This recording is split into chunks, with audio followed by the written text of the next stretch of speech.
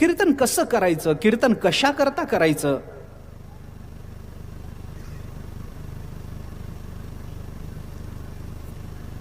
मामांनी फार स्पष्टपणाने लिहिलंय. तेवढ्या स्पष्टपणाने आपल्याला बोलता येत नाही,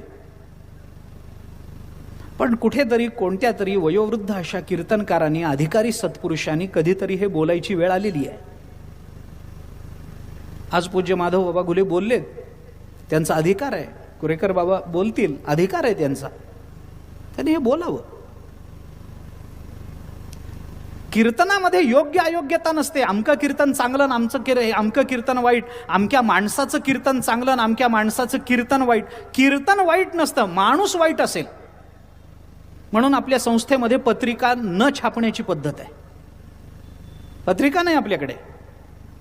कारण का? माणसं हुशार आहेत, नाव बघून कीर्तनाला येतात. नाही, कीर्तन कुणाचंही असो, ते कीर्तन आहे ना, ती भगवत भक्ती आहे ना, कोण करतो याला मूल्य नाही आहे. त्याच्यात आपलं तादात्म्य काय आहे याचं महत्व आहे, याला महत्व आहे. कीर्तन कुणाचंही असू दे, तो म्हणणार रामकृष्ण हरीच म्हणणार, तो म्हणणार ज्ञानबा तुकाराम ज्ञानेश्वर माऊलीच म्हणणार ना, कीर्तनकार म्हणणार ना विठोबा रुक्माईच म्हणणार ना, विठ्ठल विठ्ठलच म्हणणार ना. आमचं तादात्म्य त्याच्याशी आहे का त्या कीर्तन करणाऱ्या व्यक्तीच्या व्यक्तिमत्वाशी आहे? आमचं तादात्म्य त्या नामाशी आहे. आमचं तादात्म्य तुकोबारायांच्या अभंगाशी असलं पाहिजे. आमचं तादात्म्य कीर्तनकाराच्या मुखातून कीर्तनाच्या संबंधानं अभिव्यक्त होणाऱ्या विचाराशी असलं पाहिजे. नाव बघून कीर्तनाला जायचं कारण नाही. कीर्तन कीर्तन आहे. हां, कुणी करावं याबद्दलची चर्चा वेगळी असू शकते. त्या कीर्तनात काय असावं याबद्दलची चर्चा वेगळी असू शकते. नाथ महाराजांनी आम्हाला कीर्तनाच्या संबंधानं सरळ सरळ सांगून ठेवलंय की कीर्तन कसं असावं. सगुण चरित्रे परमपवित्रे सादर वर्णावी, सज्जन वृंदे मनोभावे अधिवंदावी. संत संगे अंतरंगे नाम बोलावे. काय कीर्तनाचं स्वरूप आहे बघावं. संत संगे अंतरंगे नाम बोलावे, कीर्तन रंगी देवा सन्निध सुखे डोलावे. बघा कीर्तन काय आहे. भक्ती ज्ञानाविरहित इतरा गोष्टी न कराव्या, हे विशेष अधोरेखित केलं पाहिजे. अवांतर चर्चा नाही. भक्ती ज्ञान वैराग्य याची चर्चा झाली पाहिजे. प्रेम भरे वैराग्याच्या युक्ती विवराव्या. कशा करता?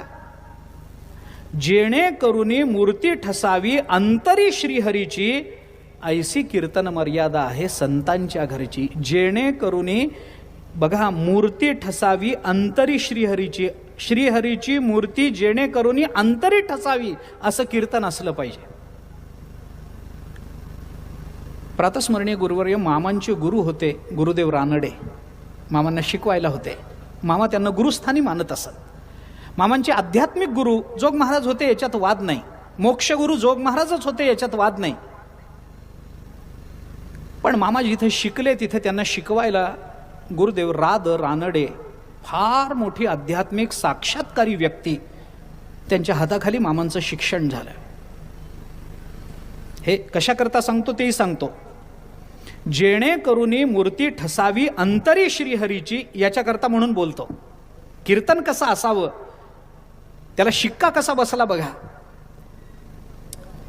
गुरुदेव रानड्यांच्या मार्गदर्शनाखाली मामांचं शिक्षण झालं. गुरुदेव रानडे म्हणजे ध्यान नाम याच्यातली अधिकारी व्यक्ती. डॉक्टर सर्वपल्ली राधाकृष्णन त्यांचं मार्गदर्शन घेत असत असं त्यांच्या चरित्रात आहे. काय अधिकार असेल. जेव्हा गुरुदेव थकले, आता हे जाहीर सांगण्यासारखी गोष्ट नाही आहे, पण मला सांगायला काय ठीक आहे.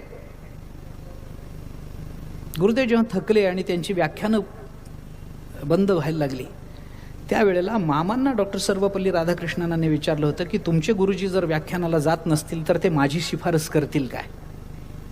काय अधिकार असेल गुरुदेवांचा, काय अधिकार असेल. अशा अधिकारी महात्म्याच्या छत्रछायेखाली मामांचं आध्यात्मिक शिक्षण आणि त्या विचाराकडे, संत वाङ्मयाकडे बघण्याची एक अलौकिक दृष्टी मामांना प्राप्त झाली.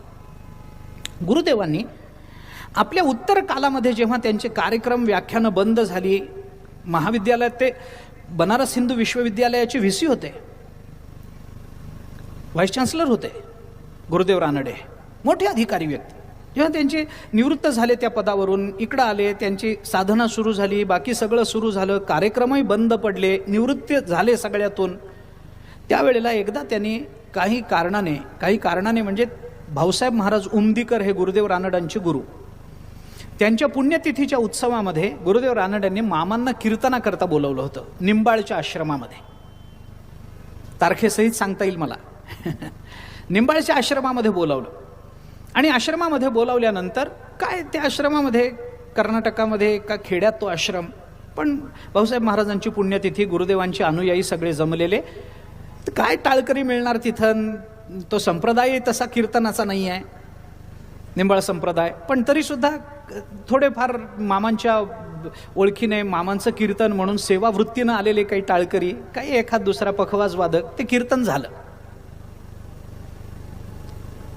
ते कीर्तन झाल्यानंतर कीर्तन संपलं आणि कीर्तन संपल्यानंतर श्रोते निघून गेले, टाळकरी मंडळी वगैरे निघून गेली आणि आता आपणही झोपायला जावं म्हणून गुरुदेवांचं दर्शन घेऊन त्यांची परवानगी घ्यावी म्हणून मामा गुरुदेवांच्या खोलीमध्ये गेले, तर गुरुदेव असे उकिडवे बसले होते. मामांनी गुरुदेवांच्या चरणावरती मस्तक टेकवलं. गुरुदेवांनी डोळे उघडून बघितलं, मामा आहेत. हे बघितल्याबरोबर विद्यार्थी त्यांचा, मामा म्हणजे गुरुदेवांचे विद्यार्थी, आपला विद्यार्थी आपल्या डोळ्यासमोर उभा आहे. आशीर्वाद तर दिला असेल काही, पण उभे राहिले गुरुदेव आणि गुरुदेवांनी मामांना कडकडून आलिंगन दिलं. शिष्य आणि गुरुनाथू दोही शब्दाचा अर्थ एकची परी होतू श्री गुरुची, ज्ञानोबराय बोलतात ना अनुभवामृतामध्ये. मामांना कडकडून आलिंगन दिलं आणि मामांना म्हणाले, फार सुंदर कीर्तन झालं रे. तर मामांचं कीर्तन सुंदर झालं, गुरुदेवांचा शिक्का बसला, इथपर्यंत ठीक आहे, मी मान्य करतो. कोण असा या जगतामध्ये की ज्याने मामांचं कीर्तन ऐकलं जो म्हणतो कीर्तन जमलंच नाही म्हणून? एक तरी अपवाद नाही. फार सुंदर कीर्तन झालं रे तुझं आज. मामांनी फक्त हात जोडले. एक कृतार्थतेची भावना आहे. आपल्या गुरुदेवांकडून, त्यांच्या मुखातून आपल्या कल्याणाचे 4 शब्द कानावर पडतात, कृतार्थतेची भावना आहे. मामांनी हात जोडले, काही बोलले नाहीत. गुरुदेव पुढे म्हणाले, तुझं कीर्तन सुंदर झालं आणि छान झालं असं मी का म्हणालो सांगू? मामाने विचारलं, सांगा ना, का छान झालं म्हणता? गुरुदेव म्हणाले, आज तुझ्या कीर्तन ऐकताना एक क्षण सुद्धा देव माझ्या डोळ्यासमोरून हलला नाही. एक क्षण सुद्धा परमात्मा माझ्या डोळ्यासमोरून हलला नाही आज तुझ्या कीर्तनामध्ये. हे कशा करता मी सांगतो, जेणेकरून मूर्ती ठसावी अंतरी श्रीहरीची, ऐसी कीर्तन मर्यादा आहे संतांच्या घरीची. नाथ महाराज चिंतन करतात, कीर्तन कसं असावं,